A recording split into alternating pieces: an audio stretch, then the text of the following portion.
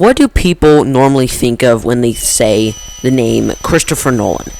Well, they normally think of the Dark Knight trilogy, Inception, Interstellar, Dunkirk, The Prestige, even Memento, his bigger films, his big blockbusters, if you will. But normally people don't think of Christopher Nolan's first feature film, Following, came in the year 1998. It had the budget of $6,000. This is one of the lowest films that had a theatrical release. And in my opinion, it's super inspiring and inspirational. Is The Following Christopher Nolan's quote-unquote best film? No. In fact, it's Christopher Nolan's worst film. But you kind of expect that. It's his first feature. And there's a lot of problems with this film.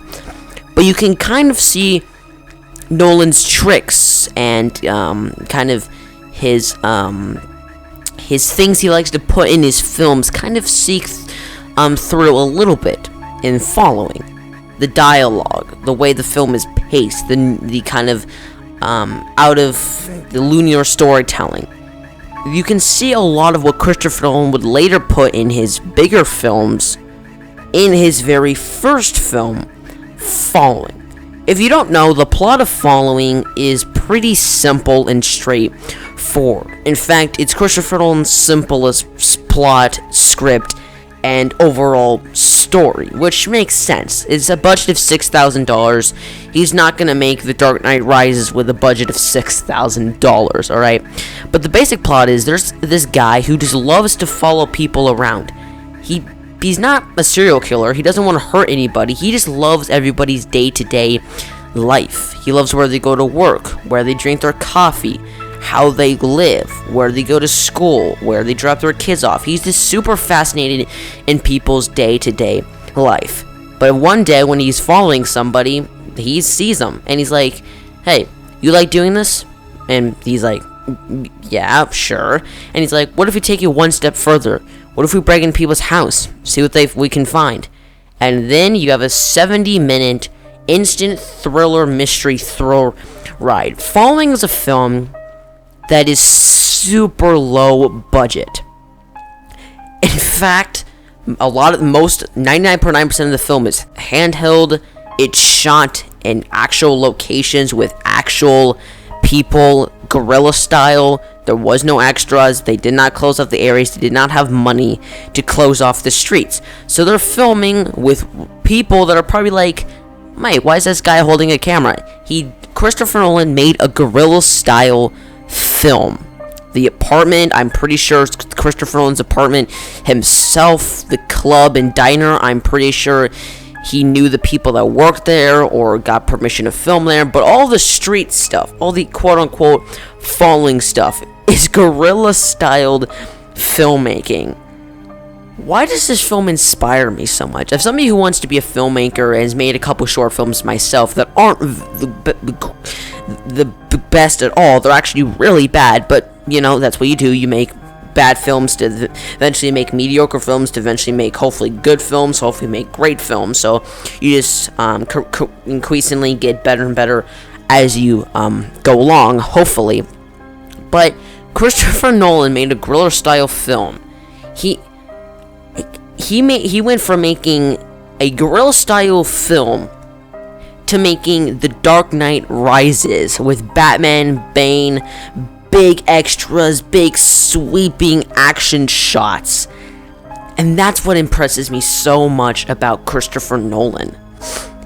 He's a director who started out making low budget to no budget shorts, and then making a small, super low budget feature, to then making Memento, Insomnia, The Dark Knight, Batman Begins, The Dark Knight Rises, Inception, Dunkirk, Tenet is his recent film.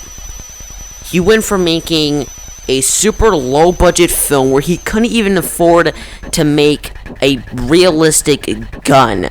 So Christopher Nolan was like, "Hey, let's do a rubber hammer to use in some action sequences." And he did. It doesn't really look convincing in the slightest, but still. To making a space epic with Interstellar, who was inspired by Star Wars in 2001: A Space Odyssey. This, to me, is what makes Christopher Nolan one of the best directors, and in my opinion, my second favorite director working today. Because he went from making a super low-budget movie with a pretty simple plot that he could carry, took over a year to film with some friends he knew, to making Tenet. With big actors and big, overtly spectacle and visual effects and really detailed and deep storylines. This, to me, is what inspires me. He went from following all the way to Tenet. It's incredible, but let's talk about the actual film itself. It's not perfect. It's a linear storytelling. Some things are the past, some things are the present. You know this for how hair is changed, clothing, hairline, lighting, all sorts of stuff, and the film is in black and white. That is, it was cheaper to film in black and white than it was to film in color. So the film is super old school feel. The performances here, I think, are super strong. There's not really a weak link here. It's a super strong performance. The performances, in my opinion, carry this film. They carry the film throughout, and the dialogue here, once written by Nolan, feels very Nolan-y. It flows very nice. He knows how to integrate perfectly amount of exposition with a witty bit, with a bit that has nothing to do with the story, and he knows still, from his first film, he knows how to do exposition right. The diner sequence, when the guy he was following calls him and they talk about things. It goes from exposition to funny bit to exposition, and then we get a super exciting sequence with immediately we're jumped into them breaking into a house. So Nolan, from his very first film, never left a dull moment. He never left a moment for audiences to be just sitting there for 10 minutes or 20 minutes straight laying out exposition. He's never done that, even from his first film. Take the monologue in Inception, about his wife and his past. It's long. It's really long. It's really well acted.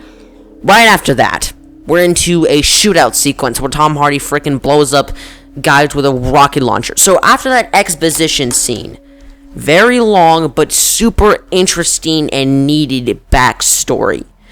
We don't go on to more exposition or pretty down sequence. No one's like, okay, people sat there and watched an exposition scene or a backstory scene that was super needed to make the characters interesting. Let's just put in an action sequence. Why not? Let's just have Tom Hardy blow up some guys. This is what makes Nolan such a fascinating filmmaker. He barely lets a dull moment be dull. If a moment needs to sit and just be extremely quiet, he does. But he does that when it's needed. He savors that slow moment. He savors that quiet moment. He does that so much with following. It's also just super cool to see Christopher Nolan do a slow budget movie. I don't know what it is. It's just super fun and fascinating to see Christopher Nolan do an extremely low budget film. The music, I think, is extremely iconic, and the film puts a lot of confusing things in front of you, like a rubber glove in the mouth or characters doing some certain things. And then Nolan later on in the film will unravel that. At times it doesn't work. At times I think he did not have the budget to do things he wanted to do. Let's talk about that rubber hammer. There's a sequence where a guy is bashing a guy's fingers in with a hammer. It doesn't look good. It doesn't look convincing. You don't really feel the pain. The sound of the hits don't feel like they have weight to them. The reaction to the guy and the screams feel very low, and it doesn't really feel the pain I feel like we really needed in that sequence. Also, the film is far too short for me to get really invested. It's 70 minutes long. It's extremely short for me to super get invested with the characters and the story. And there's a lot of aspects of this film that don't work. But guys, the film is really interesting. The dialogue I still think is extremely engaging. The performances I think are really great. It has a great feel to it. And overall, why it's Christopher Nolan's worst film, it has a strong performances, a really captivating and really well done script and story, and it has a plot that keeps you invested from scene to scene to scene. Yes. Is it low budget? Yes. Is there problems with the film? Yes. But Christopher Nolan knew what to do with this film, and I still think it's a really inspirational and inspiring film. That there's so many different techniques, filming by the windows to get better lighting, making the film in black and white so he didn't have to worry about the crap lights he had. Christopher Nolan was a filmmaker who's been making films since he was 6 years old, taking his dad's camera and just making short films. If that's not inspiring the person who went from that to Following to now Tenet, if that doesn't inspire you, I don't know what will. So there you guys have it. That was just a fun little video I decided to make about Following, how it really is an inspirational film. What do you think of this? What do you think of the film? Down in the comment section below, I'll let you know your thoughts.